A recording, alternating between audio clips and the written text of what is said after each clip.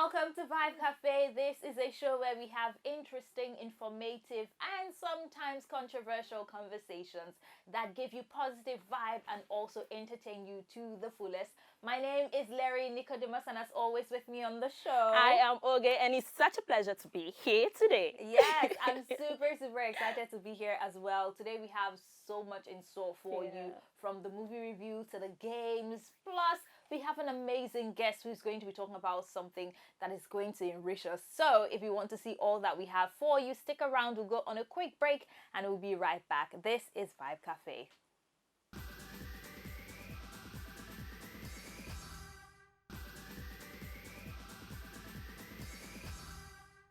Welcome back to Vibe Cafe. Today we're going to be talking about money.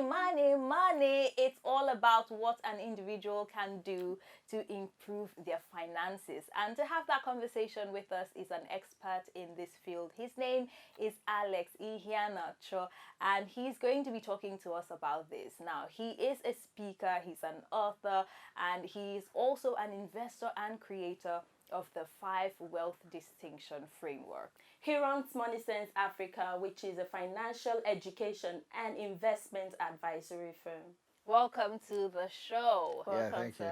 I'm so excited about this conversation. I mean, in Nigeria, we're all looking for ways to improve our finances, and I'm glad we have an investor here with us.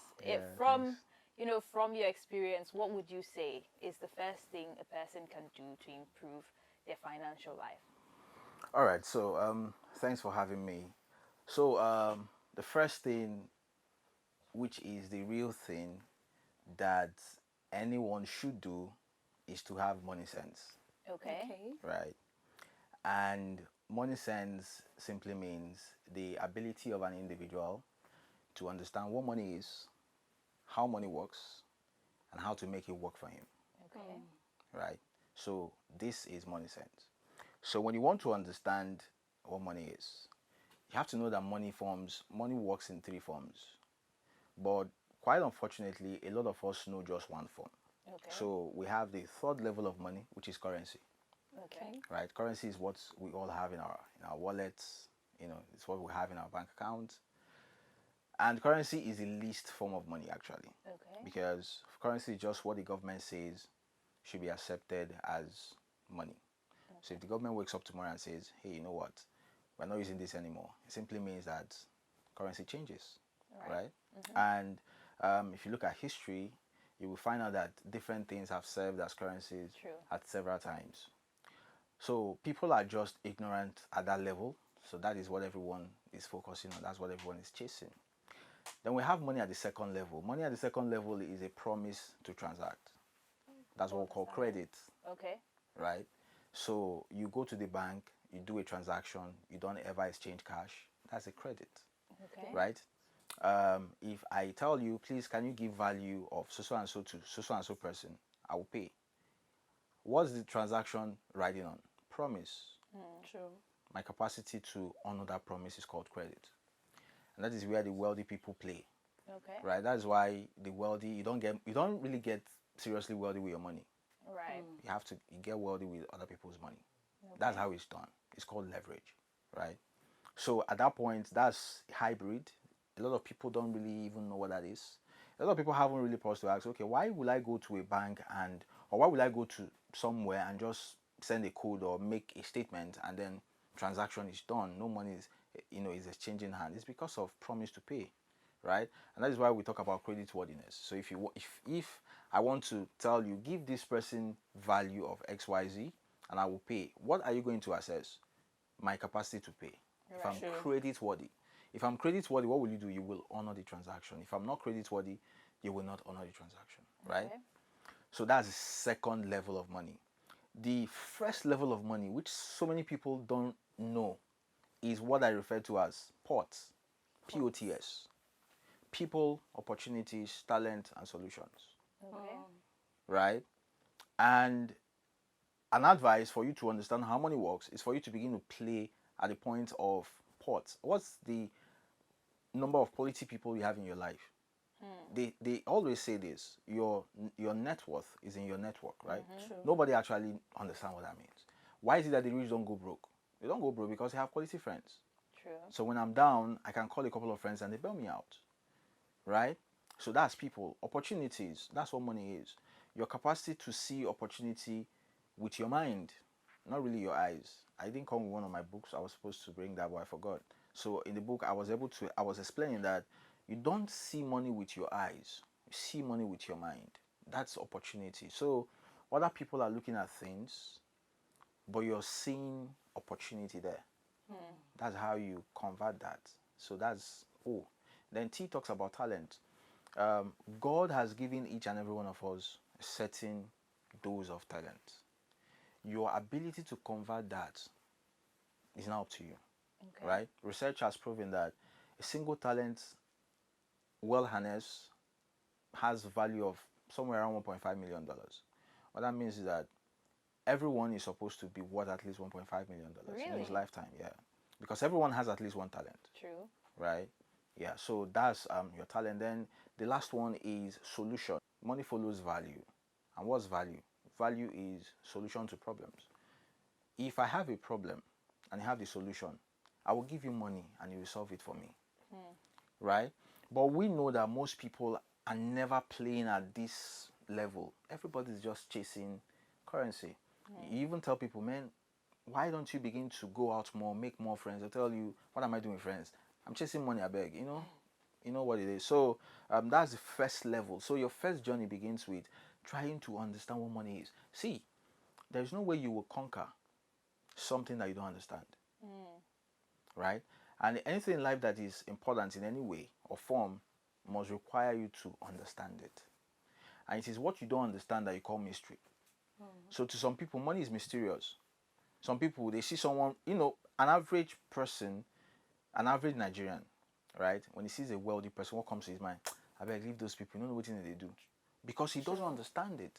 But if you understand that money is these four things I just mentioned now, and you know that if you can manage these four things well, you will have the other ones. You cannot say that someone is, doing something to make money, because do what he does and he gets it. He follows principles, right? Money doesn't know gender. It doesn't know age. It doesn't know anything, right? It's neutral. So you make it what it should be. We have wealthy people who are mean. We have poor people who are mean. We have wealthy people who are good. We have poor people who are good too. So you cannot say, oh, wealthy people are stingy. Wealthy people are bad. It's because you don't understand how these things work, right? So that's the first level. The second level is for you to understand how money works, right? And for you to understand how money works, you need to understand three things.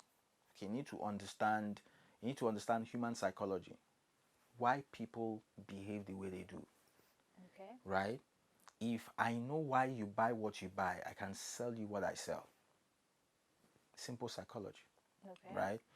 So you have to understand how human beings think, why they behave the way they do, which I think that psychology should be a common course that everyone should really be accustomed to, right? The other one is you need to understand politics.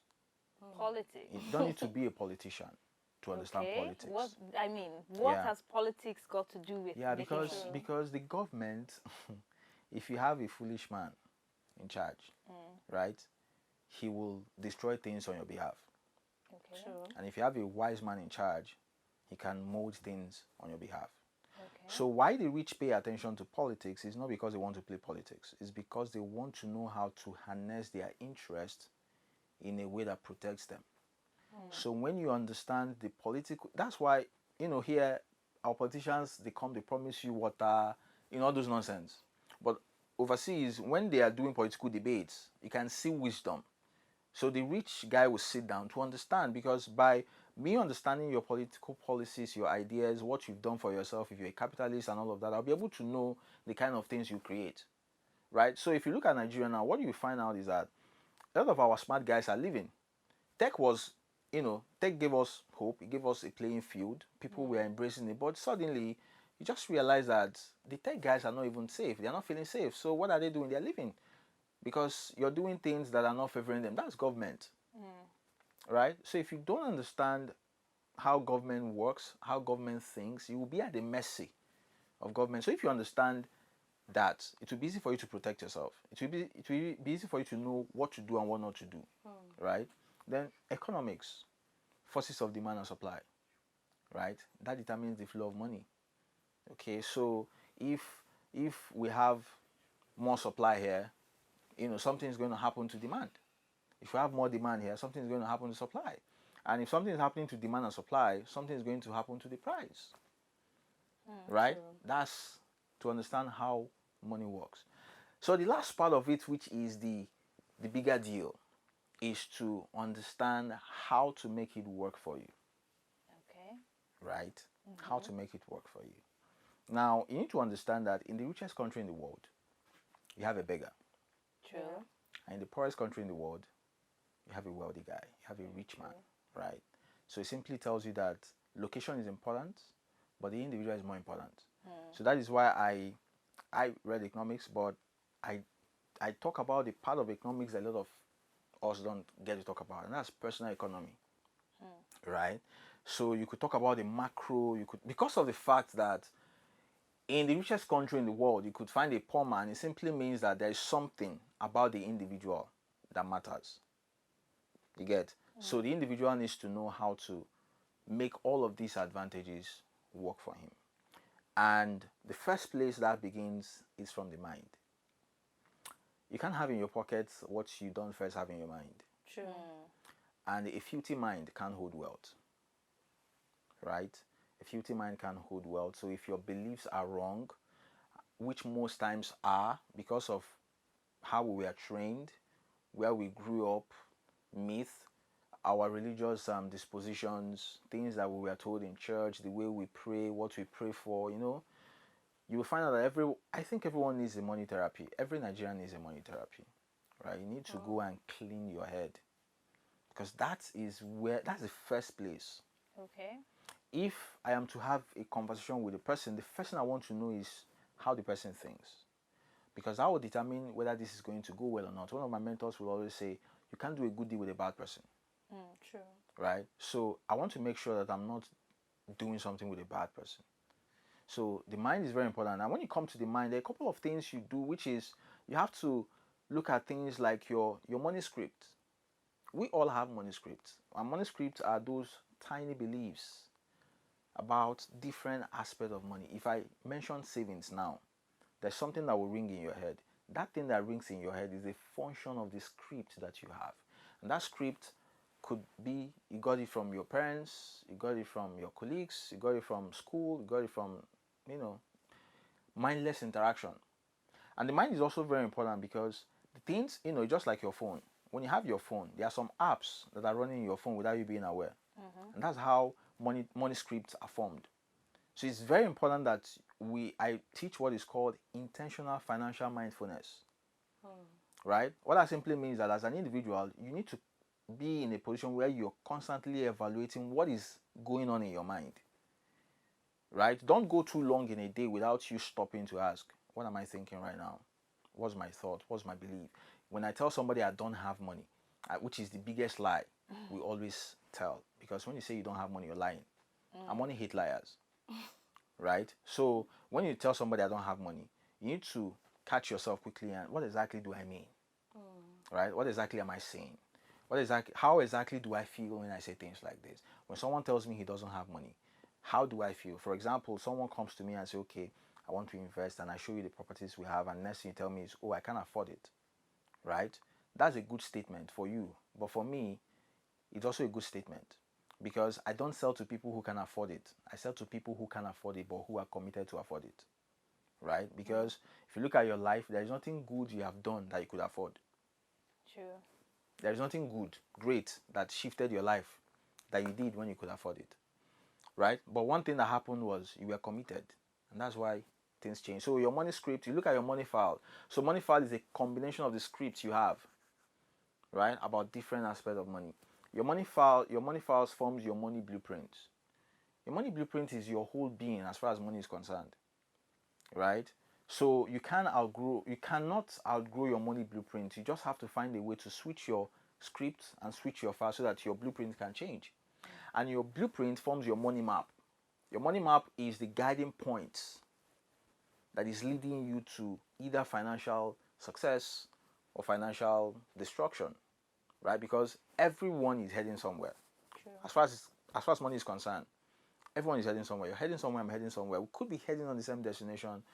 We might not be heading on this. That's why when you want to pick a spouse and you pick someone who is heading in a different direction than you have a problem, right?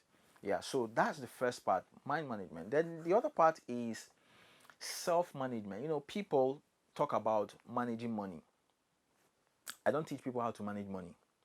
I teach people how to manage themselves around money. Okay. Because money is currency, you can't manage it, right? But you can manage yourself around money.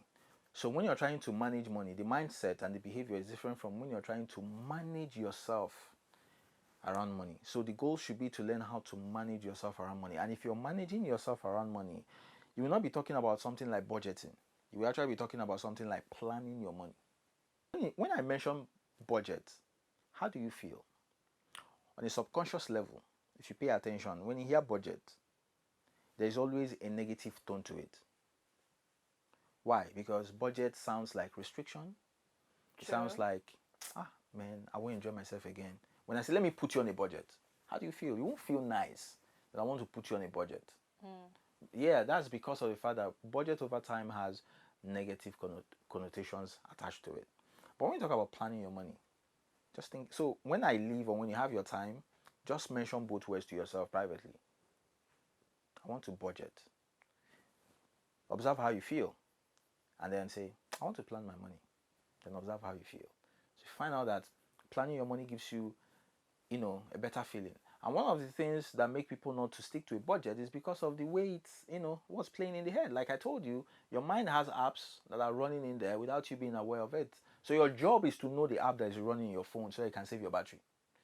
So your job should be to know the thoughts that are running in your head so you can save your life. Right? Yeah. So managing your money now, when it comes to managing yourself around your money, when it comes to that, a couple of things like, you need to learn how to plan your expenses. You need to learn how to block leakages. You need to learn how to create a saving system for yourself, right? Then when you get that part right, the other part is learning how to multiply. Learning how to multiply what you have, because savings don't make you rich, but savings starts your journey towards being rich, right? Yeah, so you're not saving because you want to, save yourself to riches, but you're saving because saving is the first part of investing. You cannot invest what you don't have. True. Right? Savings help you to have something that you can invest. And also savings has a structure. It's not just something you do. There's a structure to it and there is a pattern to it. And there are categories to it. Right? You're supposed to have what I call fund savings, for example. Fund savings is the money that you can blow without feeling bad. Okay. So if your fund savings has 1 million, you can just wake up one day, go to a cool hotel and take a weekend and just blow the money, and on Monday you just take yourself to work, right? We have what is called personal development savings. You're supposed to be buying courses. You're supposed to be doing programs, short courses and all of that, without feeling bad, without feeling like, man, I'm so drained. Okay? Like you've spent all your life. Some people are in the business of saving from January till December and they blow it on fun. True. Right? Yeah. You can feel that, right? Of course. Yeah. So it's because of the fact that there is no structure. There is people don't understand what savings is. Really, I've done a lot of research. I've done a lot of studies. We don't have a lot of people who understand what savings is. I wouldn't say I'm the only person, but we are quite few, right? Then growing your money now has to do with you understanding investment, understanding sure investment. That's why I do real estate. Right? I love real estate because it's the only investment class that the rich don't argue about. Okay. Every rich man, has a piece of real estate. Okay. And some rich men will tell you, I don't do stock. This one will tell you, no, do crypto. This one will tell you, no, do this one. But every rich man, at the end of it all, has real estate. And real estate has a capacity to help you grow wealthy. It has capacity to help you store wealth. It has capacity to help you transfer wealth. So real estate has many variants of performance. That's why I love it, right? But there are so many other classes, there are so many other things, but then that's one place that makes sense. Okay, so by the time you get to this point, I believe at this point now, you should be somewhere around 40, 30, 40. Let's assume you did not start on time. Okay. right? So the next thing we are now looking at is protection and transfer, Okay. right? Protecting the wealth Protecting, that yeah, protecting the money. built. Yeah, because if you don't protect your wealth, when you die, the government will share your money, you right. right? Yeah, so you need to make sure that you protect your money, protect what you have from, different people who want to trip you because you have money, right? Protect yourself from the government who want to take what you have from you. Protect yourself from, nice people who might want to take what you have. So just there are different mechanisms to protecting yourself as a wealthy person, right? Then the last part is now transferring your wealth. You must make sure that what you build outlives you. Okay, so you can see how it works. It's a lot of a things, lot. and Wow. A whole You lot. have to come down to our level too. ah, Because now you've gone to the generation unborn. Okay, but let's start from the very first thing. Like you Yeah. said, it all starts with the mind. And in Nigeria, you hear lots of people, Nigeria is not working, nothing is working. And if Yeah. you have that kind of mindset, of course, nothing is going to work for you. yeah, I like that. Nothing is going to work for you because when you say Nigeria is not working, what you're saying is my Nigeria is not working. True. That's what you're saying. So that's why it's very important that you're careful of what you say. For example, I don't say things like, this country is bad. I'm always very careful, even when they do me bad things. I always, man, this is a funny country. Okay. Yeah. Funny country is different from, all of that. Why? Because your mind, your subconscious mind, does not know the difference between reality and, fake confessions. So whatever you say is absolute. It takes it like that. So you need to be careful of what you're saying because there is no money in Nigeria is a lie. You and I know it. True. Just day before yesterday, there were weddings all over the place. Probably we attended one too, and you saw money, you saw dollars, you saw. These are Nigerians. Somebody is buying a car as we speak. Land. Somebody is building. Just go close to your area now. You see a house that is coming up. So why are you saying? Just say that you have not seen the money, or that you don't know where the money is, or that you have not assessed it, or that your own part of Nigeria, there is no money there. So what do you do? For now. For now there is no money here. So what do? Leave that place, Okay. right? Change environment does not necessarily mean leave location. It simply means that you could change how you think about the place, the people you associate yourself with, and all of these other things, and you find out that, making progress.